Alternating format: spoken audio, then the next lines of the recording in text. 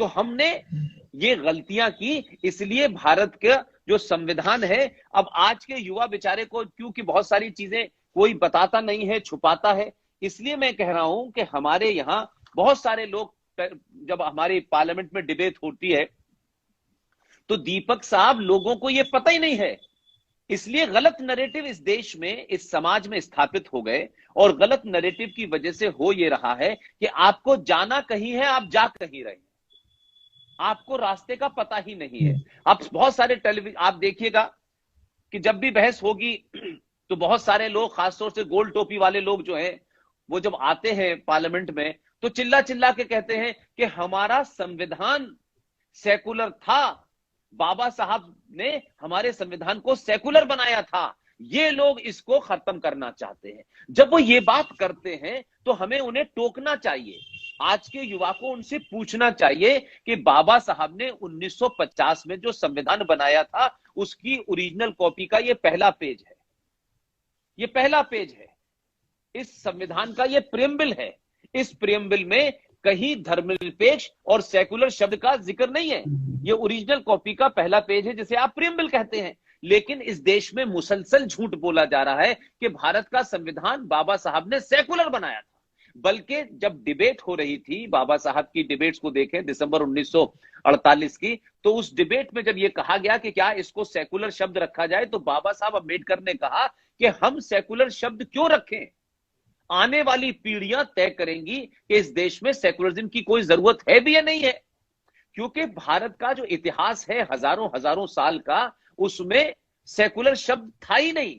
और ये सेकुलर शब्द आया कहां से, इसलिए मैंने कहा कि ये ऐसे छोटे छोटे विषय हैं जो आज की पीढ़ी को बहुत सारे वामपंथी, लिबरल और बहुत सारे जिसे कह सकते हैं कि फ्रीडम ऑफ स्पीच के नाम पे आज के युवा को इतना वर्गला दिया है कि जब उसको सही बात बताओ तो उसके दिमाग में उतरती नहीं। इसलिए मैंने कहा कि आज के युवा के सामने फैक्ट के साथ बात करो, ताकि गूगल पे जब वो सर्च करे, तो क्योंकि आजकल गूगल बाबा से उसके लिए कोई दूसरी बड़ी चीज नहीं है, तो जो असली बाबा घर में है वो बाबा नहीं है, लेकिन गूगल बाबा उसके साथ रहता है 24 घंटे। तो उसको जो बात मैं बताऊं, कर्नल आर.एस. सिंह साहब बताएं, जी.डी. बख्शी साहब बताएं, सिकंदर रिजवी साहब बताएं, सुशील पंडित बताएं, तो वो उसको मिलनी चाहिए।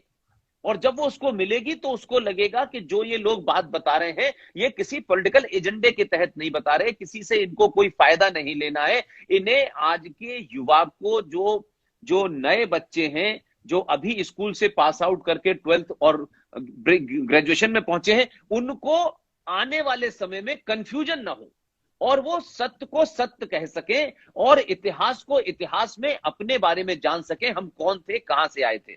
तो मेरा सिर्फ सेकुलरिज्म पे मैंने इसलिए ज्यादा इंफेसिस किया कि शब्द सेकुलरिज्म 5 जून 1976 में भारत के संविधान में 42nd अमेंडमेंट करके, जब भारत के सारे बड़े नेता इमरजेंसी में जेल में बंद थे, तो श्रीमती इंदिरा गांधी को रूस के दबाव में उनको ये दो शब्द लाने पड़े और सोशलिज्म और सेकुलरिज्म शब्द संविधान के 42nd अमेंडमेंट के साथ ये भारत के संविधान में जोड़ दिए गए। लेकिन इस पे कोई डिबेट नहीं हुई। भारत के संविधान में जब कोई अमेंडमेंट होता है तो उस पर डिबेट भी होती है और 2/3 मेजोरिटी से ज्यादा जब तक वो पास नहीं होता तब तक आप अमेंडमेंट कर नहीं सकते संविधान में। लेकिन उस वक्त जो हमारे यहां डेमोक्रेसी के नाम पे लोग चुन के आते थे, वो एक तरीके से डेमोक्रेटिकली इलेक्टेड डिक्टेटर हो जाते थे और वो नहीं सुनते थे। तो इंदिरा गांधी ने भी किसी की नहीं सुनी, पार्टी की सुनी, संविधान की नहीं सुनी। तो आपने 1976 के अंदर भारत के संविधान के प्रियम्बल में, उस प्रियम्बल में जिसके बारे में यह कहा जाता है कि आप उसे बदल नहीं सकते हैं, प्रियम्बल को नहीं बदल सकते हैं, preamble remains the same, is always the same, बाकी चीजें बदल सकते हैं। और ये बात कहने के पीछे मेरा तथ्य यह है कि जो भारत का संविधान है वो दुनिया के अलग अलग देशों से लिया गया है, लेकिन उसका जो मेन और उसका जो रूप है, उसका जो स्ट्रक्चर है, वो इंग्लैंड से लिया गया है। ये इंग्लैंड के संविधान का फर्स्ट पेज है, इंग्लैंड के संविधान का। अब आप इसमें लिखा है, उसके बाद एक नीचे शब्द लिखा है, इसको गौर से देखिएगा, ये उस जो पूरी लाइन है उसके नीचे लिखा हुआ है, इस शब्द में लिखा हुआ है स्टेटस। स्टेटस मीन इस प्रियम्बल का स्टेटस क्या है। स्टेटस और फिर 2 डॉट लगे हैं और उसके आगे लिखा है स्पेंट या नहीं। इसका टेक्निकल टर्म्स में मतलब ये होता है कि ये जो स्टेटस है ये स्पेंट हो चुका। स्पेंट का मतलब अब ये समाप्त, अब इसमें कोई बदलाव नहीं हो सकता, ये एकदम कंप्लीट फिनिश, अब इसमें कोई छेड़छाड़ नहीं हो सकती। उनके संविधान में स्टेटस स्पेंट लिखा हुआ है, तो भारत का संविधान जब हमने इंग्लैंड से लिया तो भारत के प्रीएम्बल के अंदर कैसे बदलाव हो गया, फिर इसमें तो छेड़छाड़ नहीं हो सकती थी। बाकी जो धाराएं हैं उसमें आप बदलाव करते रहिए समय समय पे, बट हमने तो प्रीएम्बल में बदलाव किया बिना डिबेट के किया, बिना पार्लियामेंट में डिस्कशन के किया। इसलिए मैंने कहा कि सेकुलर शब्द जो है वो आया कहां से, आज के युवा को समझना चाहिए। और किस कंफ्यूजन में हम इस शब्द के मारे हमारी पूरी सभ्यता, हमारा पूरा यूथ, हमारी पूरी पॉलिटिकल पार्टियां एक ऐसा कंफ्यूजन क्रिएट करके खड़ी कर गई हैं कि हमारे यूथ को यह समझ नहीं आ रहा कि भाई ये सेकुलरिज्म का मतलब क्या होता है। ये वेस्ट की जो वेस्ट था पूरा, जहां सरकारें चलती थी वहां सरकारें चर्च से चलती थी। जो राजा होता था, जो प्राइम मिनिस्टर होता था, वो जैसे आज अमेरिका की सरकार चर्च से चलती है, चर्च उसके पीछे गाइडिंग फोर्स होता है। इंग्लैंड में भी चर्च से चलती है, लेकिन भारत के अंदर हजारों हजारों साल की जो सभ्यता है, जो सिविलाइजेशन है, हमारे यहां कभी भी राजा जो है किसी मंदिर से, किसी पूजा स्थल से, रामायण से, महाभारत से कोई गाइड नहीं होता था। हमारे यहां राजा का काम होता।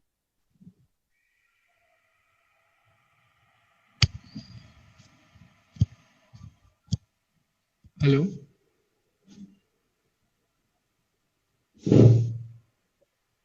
वो उसकी ड्यूटी है।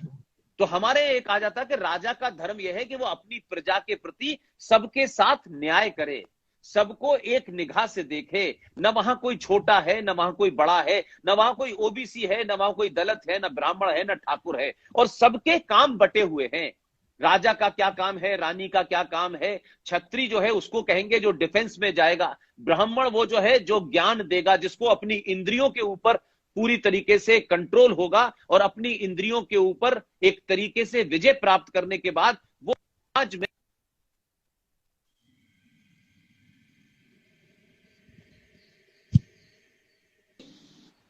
धर्मनिरपेक्ष का हमारे परिप्रेक्ष्य में कोई मतलब ही नहीं था। हमारे परिप्रेक्ष्य में इतना ही मतलब था कि ड्यूटी, आज प्राइम मिनिस्टर हमारे देश में है, उसकी ड्यूटी क्या है? उसकी ड्यूटी है कि वो इस देश के कानून का पालन करे, इस देश के संविधान को लागू करे और देश को संविधान से चलाए। इस देश की न्याय व्यवस्था कानून से फैसला दे, न कि ये देख के दे कि मुसलमान आएगा तो फैसला हम मने कर देंगे और हिंदू आएगा तो हम उस पर फैसला दे देंगे, और हिंदू के सबरीमला पे हम कहेंगे कि जेंडर जस्टिस होना चाहिए, लेकिन मस्जिद में जेंडर जस्टिस की बात करते हुए भारत की सुप्रीम कोर्ट और भारत की अदालतें कपकपाने लगती हैं। तो ये जो मक्कारी और झूठ है वो इसलिए है कि हमने गलत तरीके से आपको गलत दवा पिला दी है। इसलिए मैंने कहा कि भारत की धरती पर हजारों साल से और आज तक कभी सेकुलर शब्द की जरूरत ही नहीं रही, क्योंकि हमारे यहां राजा न चर्च से चलता था, न मस्जिद से चलता था, न मदीने से चलता था। हमारे यहां राजा अपने दायित्व, अपनी ड्यूटी को पूरा करता था, वही उसका धर्म होता था। उसको पूजा पाठ से या किसी एक धर्म से या किसी एक मजहब से कोई लेना देना नहीं होता था। लेकिन जब हमारे देश में सेकुलरिज्म शब्द को डाला गया तो बताया गया सारे धर्म बराबर हैं। तो धर्म तो एक ही है, तो धर्म की तुलना मजहब से नहीं हो सकती ना जी। धर्म की तुलना मजहब से नहीं हो सकती। ये धर्म की तुलना मजहब से करना ऐसे ही है जैसे आप नदी नाले की तुलना समुद्र से करने लगे, जैसे आप गधे घोड़ों के बीच में तुलना करने लगे। इसलिए धर्म सिर्फ दुनिया में एक है, दुनिया में एक है धर्म।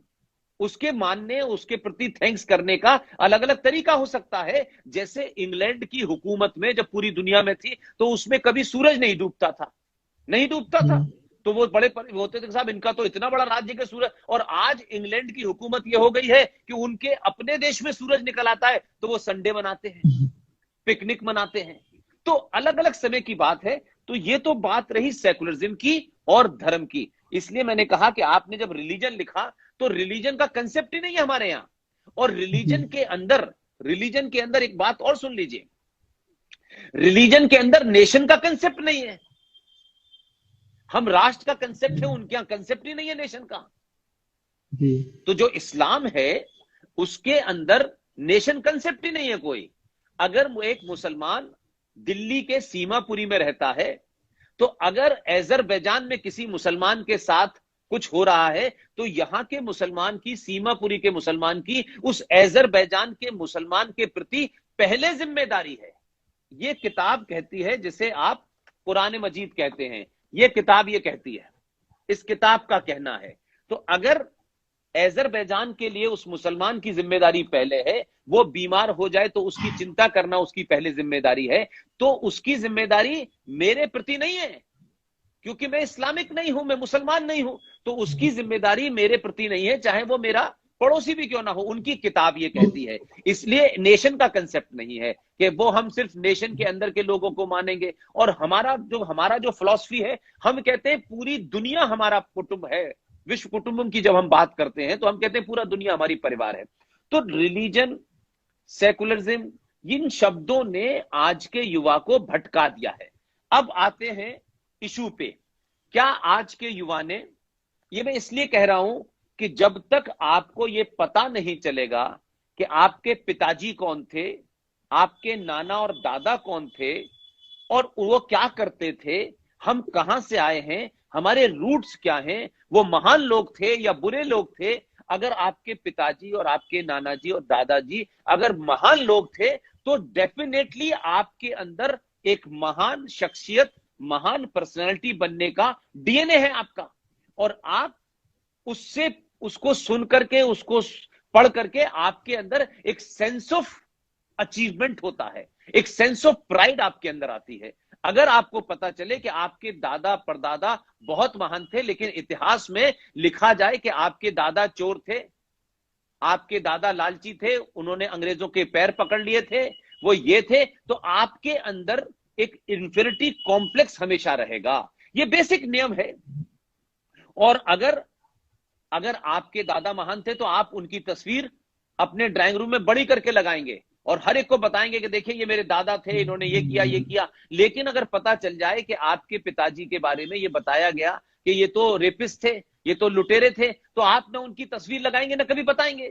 लेकिन भारतीय जनमानस के साथ पिछले 70 सालों में जो जघन्य अपराध हुआ है, जिसके कारण हम लोग भटके, हम लोगों ने वो सब पढ़ा, आप भी वो पढ़ रहे हैं क्योंकि वो सरकारी किताबें हैं, लेकिन हकीकत यह है कि आपको सच बताया नहीं गया।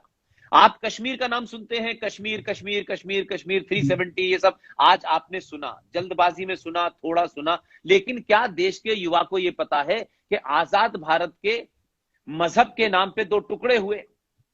मुसलमानों ने कहा हमें अलग मजहब चाहिए।